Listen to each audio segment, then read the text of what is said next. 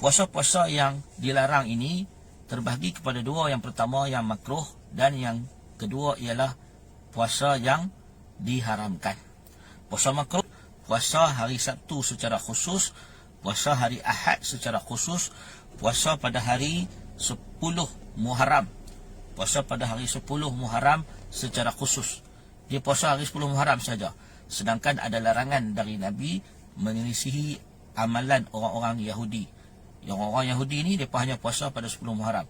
Kata Nabi, selisihi atau jauhi dari mengikuti Yahudi dengan menyelisihi mereka dengan berpuasa sehari sebelumnya atau sehari selepasnya. Jadi kalau bulan Muharram, kita tak boleh puasa 10 Muharram saja, makruh. Tapi kalau nak puasa, puasa 9 dan 10 atau puasa 10 dan 11 Muharram. Jadi kita ada pilihan. Kita boleh puasa 9 dan 10 atau kita puasa 10 dan 11 Muharram. Atau lebih baik kita puasa 9, 10 dan 11. Lagi bagus. Puasa dalam perjalanan, iaitu puasa bagi orang-orang yang bermusafir yang menyebabkan dia melemahkan dirinya dalam safar, maka ianya tidak disunahkan. Begitu juga bagi orang yang berada dalam Arafah yang menunaikan haji. Siapa-siapa yang berpuasa di Arafah sedang menunaikan haji, maka hukumnya makruh kerana menyalahi sunnah Nabi SAW yang berbuka.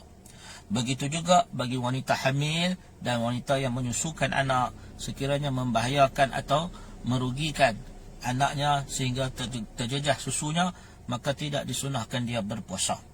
Begitu juga puasa orang yang sakit.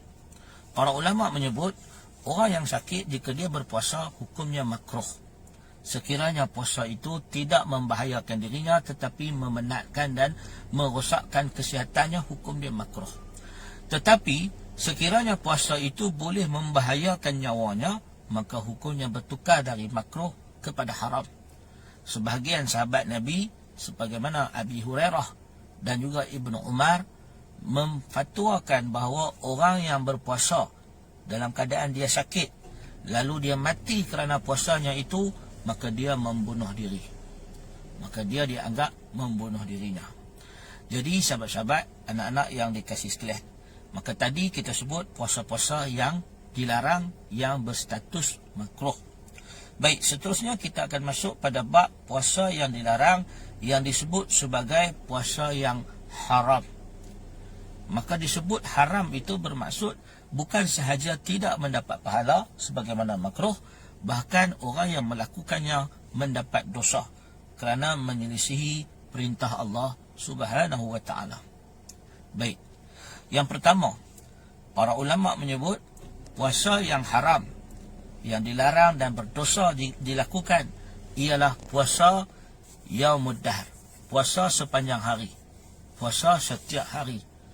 Saumud dahr, puasa saumud dahr ni maknanya puasa sepanjang hari. Tiap-tiap hari dia puasa.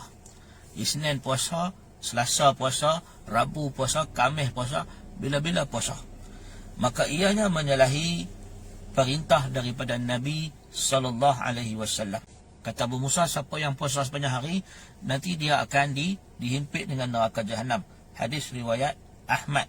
Yang seterusnya ialah puasa disebut sebagai puasa pada hari raya. Kata Nabi SAW, apabila hari raya, Nabi memerintahkan supaya makan dan minum. Begitu juga dari Abu Sa'id Al-Khudri, nahan Nabi SAW an sawmi yaumil fitri wan nahri. Kata Abu Sa'id Al-Khudri, nahan Nabi SAW, telah menegah, Nabi telah larang, SAW telah melarang an sawmi yaumin nahri, yaumil fitri wan nahri. Nabi SAW telah melarang an sawmi yaumin fitri. Nabi larang puasa pada hari raya Aidilfitri wa yaumin nahri, dan pada hari raya korban. Maka larangan Nabi SAW bermaksud pada hari raya tak boleh puasa. Pada hari raya tak boleh puasa. Ini kerana pada hari raya kita disunahkan untuk makan dan minum. Kata Umar bin Khattab, 2 hari yang dilarang oleh Rasulullah SAW untuk berpuasa supaya kamu makan dan minum ialah pada hari raya Aidilfitri dan hari raya korban. Baik, yang ketiga ialah puasa pada hari tasyrik.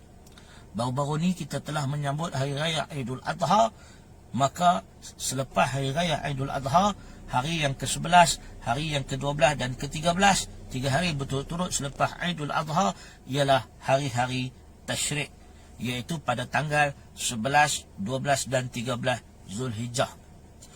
Nabi SAW mengutuskan utusan sahabat-sahabat baginda pergi ke seluruh kawasan Mina, lalu mengatakan, jangan kamu berpuasa pada hari ini kerana ia merupakan hari makan dan minum dan berzikir kepada Allah, bersyukur kepada Allah Subhanahu wa ta'ala. Jadi hari-hari tasyrik termasuk di antara hari yang dilarang untuk kita berpuasa pada waktu tersebut. Jadi sahabat-sahabat dan anak-anak yang dikasihi sekalian, kita tak boleh puasa pada hari raya Aidul Fitri, kita tak boleh puasa pada hari raya Aidul Adha, kita tidak boleh berpuasa pada hari raya yang dikenali sebagai hari tasyrik, hari raya kedua, ketiga dan keempat, hari-hari tasyrik 11, 12, 13. Begitu juga kita tidak boleh berpuasa sepanjang masa yang dikenali sebagai Yaumud Dahr, hari puasa sepanjang masa. Kemudian dilarang juga di dalam agama ini puasa wisal. Apa beza puasa Yaumud Dahr dengan puasa wisal? Yaumud Dahri maknanya puasa hari ini puasa, esok pun puasa, esok pun puasa, esok pun puasa. Manakala puasa yang seterusnya dikenali sebagai puasa wisal. Puasa wisal ni puasa sambung, tak berbuka-buka. Para ulama sebut, orang buat puasa wisal tak buka daripada semalam. Hari ini dia tak buka, esoknya pun dia tak buka, dia sambung je hari yang selepasnya sampai yang hari yang ketiga dia tak larat dah baru dia buka. Maka itu tidak dibenarkan dalam Islam, bahkan haram. Dijadikan Jumaat saja nak puasa, maka ianya dilarang di dalam agama. Islam melarangnya. Itu yang disebut sebagai puasa khusus pada hari Jumaat. Dan puasa bagi orang-orang yang haid, perempuan-perempuan yang haid dan nifas, jika dia berpuasa hukumnya haram. Haram puasa bagi orang haid dan nifas. Begitu juga haram bagi wanita yang berpuasa dalam keadaan tidak mendapat izin suaminya bagi puasa sunat. Kata Nabi SAW, la tasumu mar'atu wa ba'luha syahidun illa biiznihi. Kata Nabi SAW, tasumu mar'atu, jangan siapa-siapa perempuan pergi puasa, wa ba'luha syahidun, sedangkan dia ada laki dia, illa biiznih, kecuali dengan izinnya. Kalau suami tak ada, boleh puasa. Suami ada, haram puasa tanpa izin suami. Jadi para ulama menyebut bahawa orang-orang perempuan yang haid, yang nifas, dilarang berpuasa baik sunat maupun wajib. Manakala orang-orang perempuan yang tidak mendapat izin suami tidak boleh berpuasa sunat.